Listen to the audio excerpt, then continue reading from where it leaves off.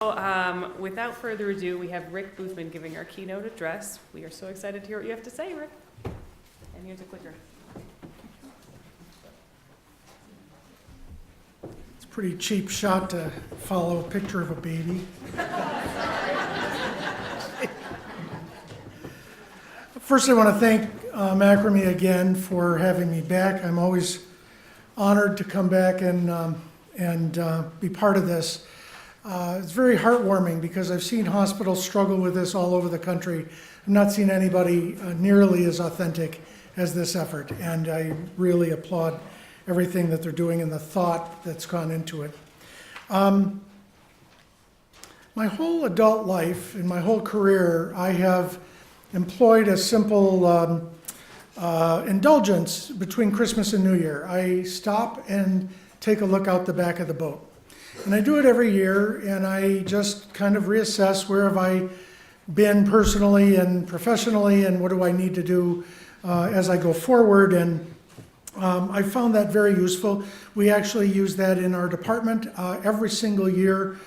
We have literally a morning set aside to look out the back of the boat.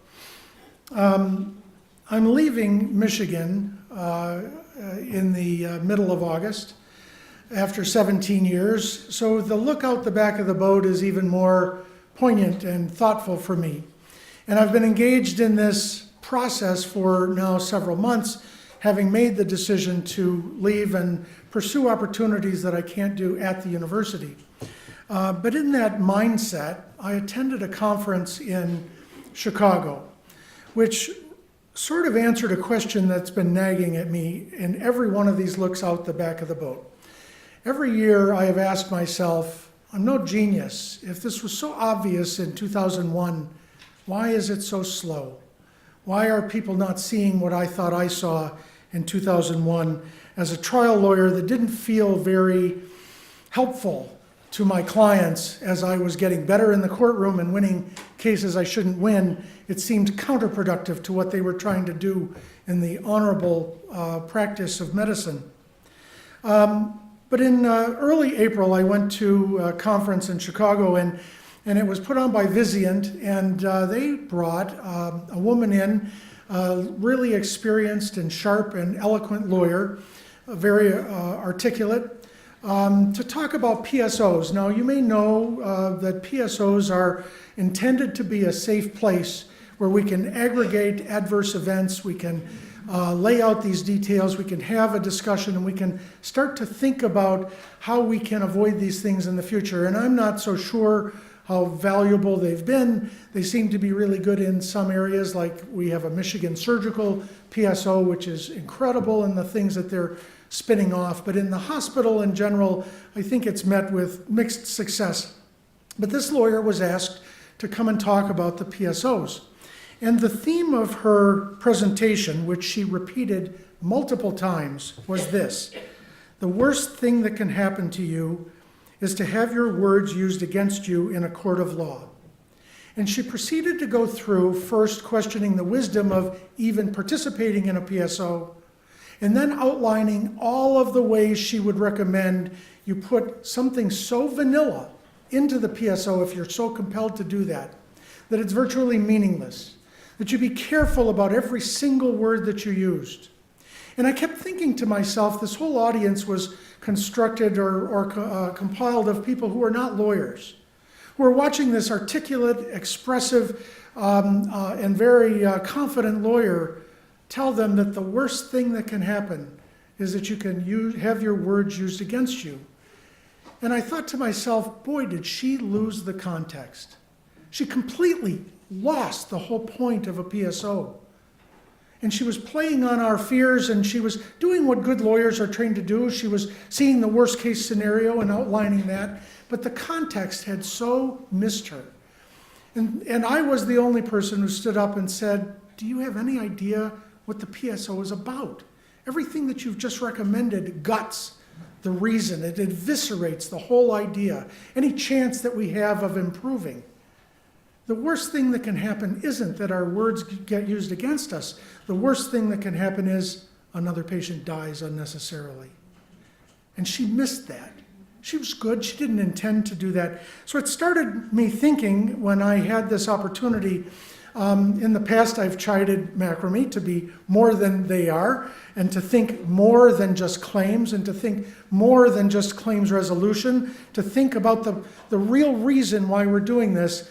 So I want to just share with you that context, because it was what caused me in 2001 to stop dead center and say to myself, I think you're counterproductive. You're perpetuating a problem, not benefiting that problem. So I started to look at healthcare mission statements. And I'm sure a lot of these organizations have paid a lot of money to construct these things. So when you look at them, they all have kind of the same theme, right? We want to advance compassion. We want to advance care. Here's Beth Israel, to provide extraordinary care where the patient comes first. Bay State, our mission is to improve the health of all the people in our communities every day with quality and compassion. Michigan's a little clumsy, if you ask me. I don't understand the preoccupation with world-class experience, but you get the point. And so I thought to myself, what is the context that all this is taking place? Well, all of the mission is pretty similar, right? Though the language is different, it's always the same themes: compassion, excellence, caring, quality, safety, healing. And around that mission, we have built a patient care experience with amazing people who every day get up and find meaning for their own lives in helping people and being compassionate and healing and caring. And that's what ought to be happening, right? So we see trust and honesty and compassion and patient centricity, shared purpose. All of these things are part and parcel of the grand mission of healthcare. And it's all been great until something goes wrong. And think about what a weird normalization we've made in the last, 50 years, 60 years? Historically, we've looked to lawyers and the insurance world for a response the minute something goes wrong in what ought to be a cycle of compassion and caring. And we are driven as lawyers by worst case scenario, and we're driven by financial risks, but we lost the context. So the advice has been predictable. Don't say anything to the patient. Don't talk about it outside counsel's presence. Don't apologize for anything. For God's sakes, don't put anything in the record we're going to have to eat later, because the worst thing in the world would be to have your words used against you in a court of law.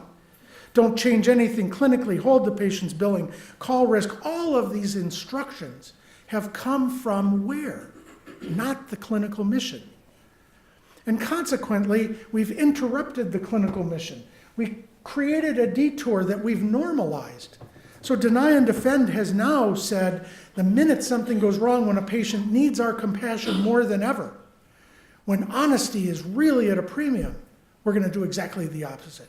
We are going to turn the tables on you, the caregivers, and we're going to move from our deep mission, and we're going to treat the patients with as though they were adversaries before we even knew if there was reason to fight.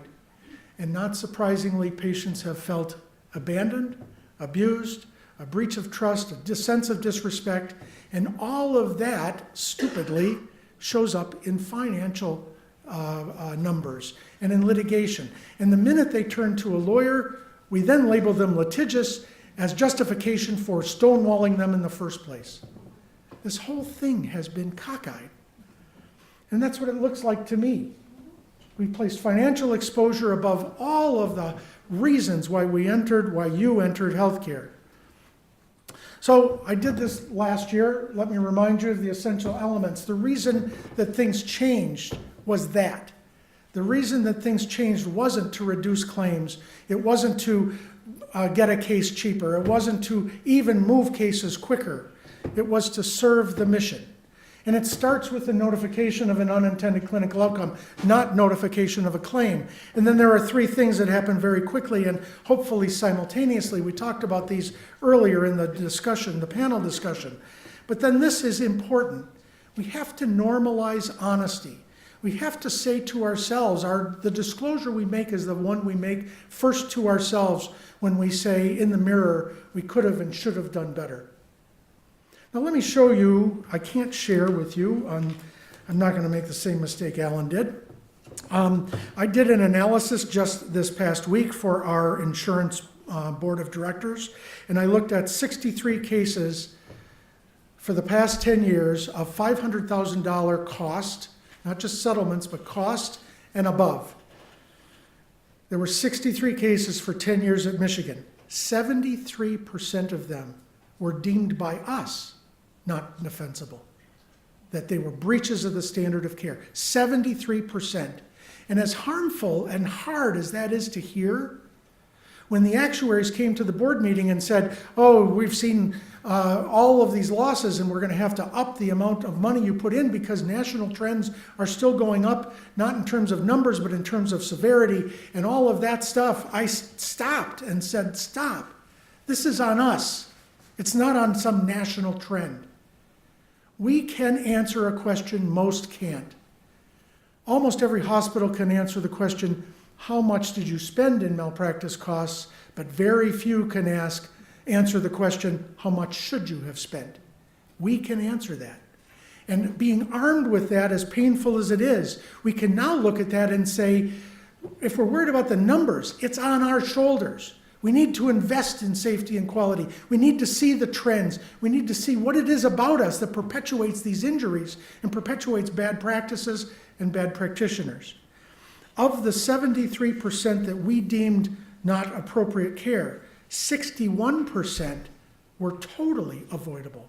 I'm not talking about a judgment in the middle of a crisis surgery. I'm talking about a complete mistake. I'm talking about problems that have existed forever and we just don't get around it. Pump misprograms, for instance. There's all sorts of these things that happen. And if you ever needed that kind of motivation to see this as a patient safety thing and not just a claims resolution thing, look at that experience because it's jarring. We're talking 9 figures of loss. It's a lot of money, and it's a lot of patient care we could have provided but for the mistakes we were making. So that's why this is so important. All of this demonstration is great. I hope next year we do a demonstration of what it took to conclude that the standard of care wasn't right. And more importantly, how we took those lessons learned and pushed it out. Pushed it out not just at Beth Israel or not just at Bay State, but pushed it out across the state, maybe across the country. We need to find ways to generate this experience as a plus, not a minus. So then all the other things you know about. Share facts and conclusions openly with caregivers, be principled and accountable even with compensation. I have run into far too many hospitals that say we can come to the conclusion, but we can't offer compensation. That's not accountability. And the audience around you, the huge audience around you that sees the patients hurt, and we all know those cases that shouldn't have happened. When they don't see that we acted accordingly all the way through to do our best to make it right, it corrodes all the other efforts that we make to quality and safety, and it is an affront to why you all entered healthcare in the first place. We have to leverage lessons learned and then pay attention to what you're measuring. I don't object to measuring the claims, but Alan is absolutely right. The fact that the claims didn't go up is fine with me. What is more important is what is the congruence between the assessment of breach of the standard of care and did you do the right thing by the patient, not just because that patient deserves it, but because you need to create a relentless sense of normalcy about it within your medical staff. The reason that I can leave the university in August and know that we are not backsliding is entirely because our clinicians believe they have a voice and that they control this.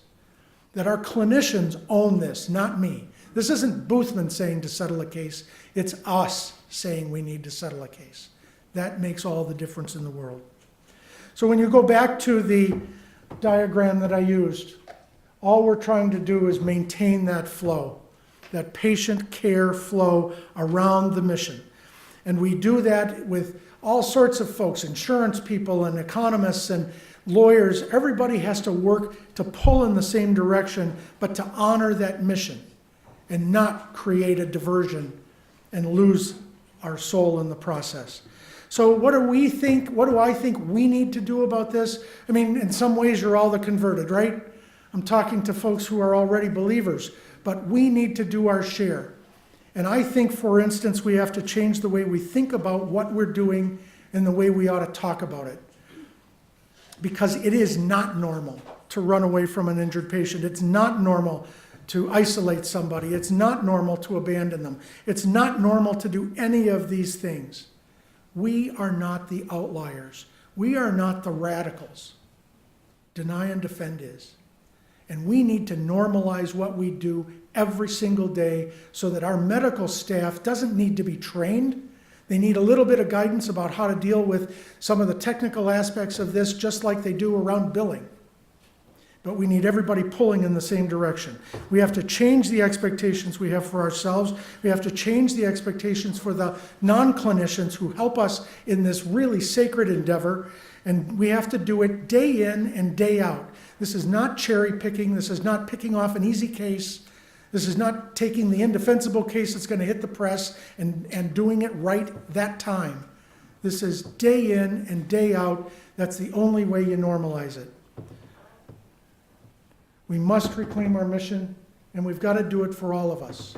Because we're really not talking about CRPs. We're talking about the practice of medicine. Such an honorable and profoundly amazing thing. What a privilege it is to be involved in that. And I'm happy that I've been able to just do a small part in furthering that, but we need to think differently. I regret the day that we started putting labels on this, because it's not a program, it's a way of life. Thank you.